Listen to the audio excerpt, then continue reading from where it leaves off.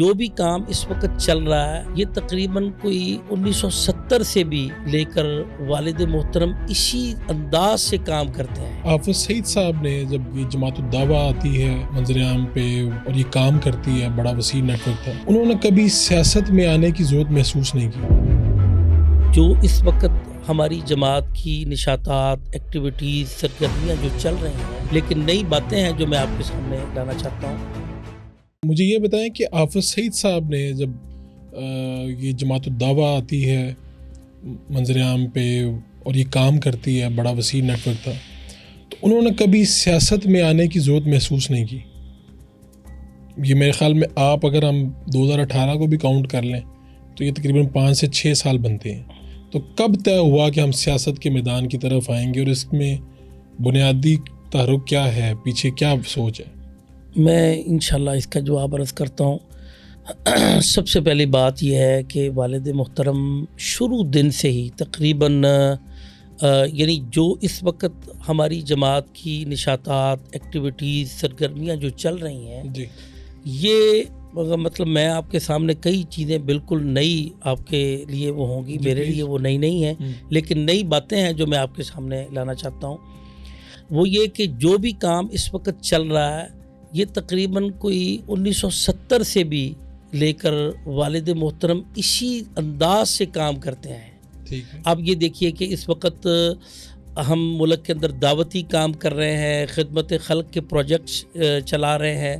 اب دیکھیے کہ 1974 میں یا 73 میں سیلاب آیا تھا، تو اس وقت والد محترم نے یہاں کتنے لاہور، قصور، کئی اور لوگوں جو دوست احباب تھے ان سے سامان اکٹھا کیا اور لے کے وہ ستلج، دریائے ستلج نے تباہی مچائی تھی، بہاولپور سے آگے رحیم یار خان کے ان سارے علاقوں میں، خانپور میں، تو وہاں پر جا کے انہوں نے خدمت خلق کا کام کیا تھا۔ اس کے بعد بھی جب بھی سیلاب آئے ہیں یا کوئی بھی ملک میں کوئی ایسا کام ہوا ہے تو والد صاحب جو مجھے ان سے واقعات جو سننے کا موقع بنتا رہا ہے، تو اس وقت سے ہی وہ یہ کام کرتے رہے اور بڑے وسیع پیمانے پہ کرتے رہے۔ اب وہ واقعات آپ سنیں گے تو آپ حیران رہ جائیں گے کہ حافظ صاحب اس وقت سے یہ کام کر رہے تھے۔ تو اسی طرح یعنی ان کی جو سوچ اور فکر ہے، ہم سیاست کو اس سے کوئی جدا نہیں سمجھتے۔ ہم اس وقت بھی اپنے آپ کو سیاست کے میدان میں ان ہی سمجھتے رہے ہیں۔ ہاں یہ ہے کہ الیکشن کی سیاست میں ہم اب آئے ہیں، انتخابی سیاست، ہاں جی، انتخابی سیاست کہہ لیں، الیکشن کی سیاست میں تو ہم اب آئے ہیں، کیونکہ اسلام جو اللہ کا دین جو ہمیں سمجھ الحمدللہ میں موجود ہے، وہ سیاست اس سے الگ نہیں ہے۔ تو حقیقت بھی بات یہی ہے کہ سیاست جو ہے، اللہ کا دین وہ سیاست پیش کرتا ہے جو عبادت والی ہے، جو اللہ کے خوف والی ہے اور جو جنت میں لے جانے والی ہے۔ یہ سیاست جو ہے یہ دین کا باقاعدہ حصہ ہے، ہم پہلے بھی کرتے رہے، اب بھی، البتہ یہ چینج آئی ہے کہ ہم اب الیکشن کی سیاست میں اب آئے ہیں۔ یہ میں جاننا چاہ رہا ہوں، جس طرح آپ دیکھیں نا، آپ کے سامنے جماعت اسلامی کا ایک ماڈل ہے، ان کے ہاں الخدمت فاؤنڈیشن، آپ کے ہاں فلاح انسانیت فاؤنڈیشن تھی۔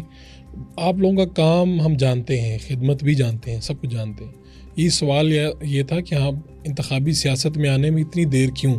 کیونکہ حافظ سعید صاحب تو بہت سالوں سے پاپولر ہیں، ان کا کام پہچانا جا رہا ہے، تو اس کا مطلب یہ ہے کہ وہ سیاست، انتخابی سیاست میں آنے کی شاید اس طرح سے ان کی سوچ نہیں تھی۔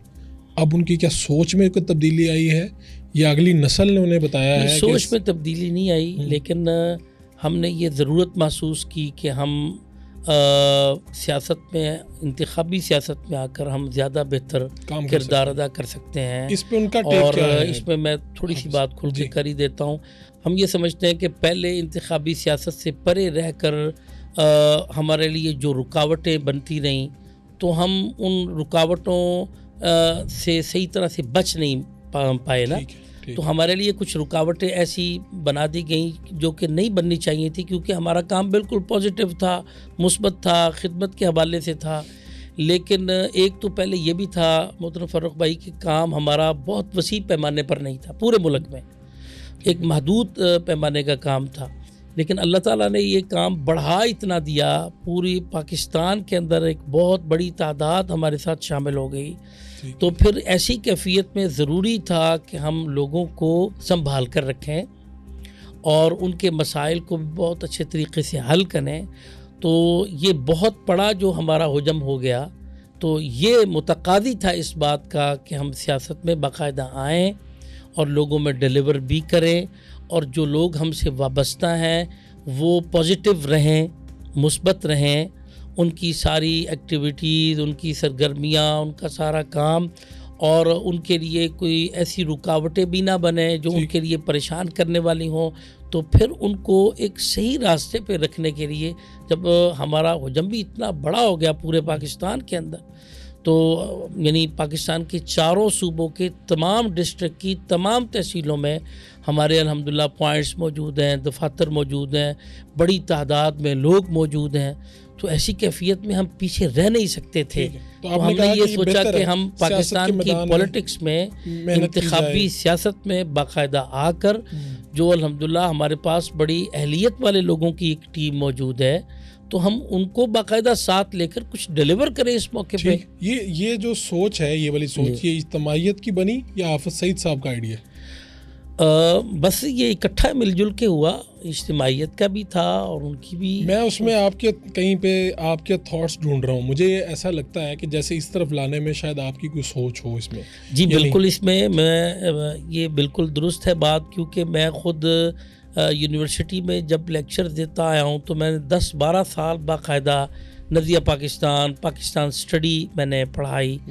تو میں خود سے یہ چاہت رکھتا تھا کہ پاکستان کی کوئی ہماری پولیٹیکل پارٹی ہونی چاہیے، مسلم لیگ کے نام سے ہونی چاہیے، اور ہم نظریہ پاکستان کے لیے کام کریں، اور پاکستان کے اندر ایک ایسی پارٹی ہو جو برداشت اور رواداری کی سیاست کرے، اور وہ قطعاً ریلیجیس پارٹی نہ ہو، ایک قومی جماعت ہو. اچھا، آپ ابھی بھی کہتے ہیں کہ یہ ریلیجیس پارٹی نہیں ہے پاکستان میں؟ ہاں، میں اس کو یقین کریں کہ ہمیں تو جتنا بھی موقع بنتا ہے وہ ہم یہی چاہتے ہیں کہ یہ جو تقسیم ہے نا، کہ یہ پولیٹیکل پارٹیز ہیں اور یہ ریلیجیس پارٹیز ہیں، یہ وہی تاثر ہے کہ بھئی سیاست الگ ہے اور دین الگ ہے. آپ یہ سمجھتے ہیں کہ یہ دونوں چیزیں الگ نہیں ہونی چاہیے. اور آپ پھر وہ شعر بھی پڑھتے ہیں، جدا ہو دین سے. جی بالکل، جدا ہو دی سیاست سے تو رہ جاتی ہے چنگیزی.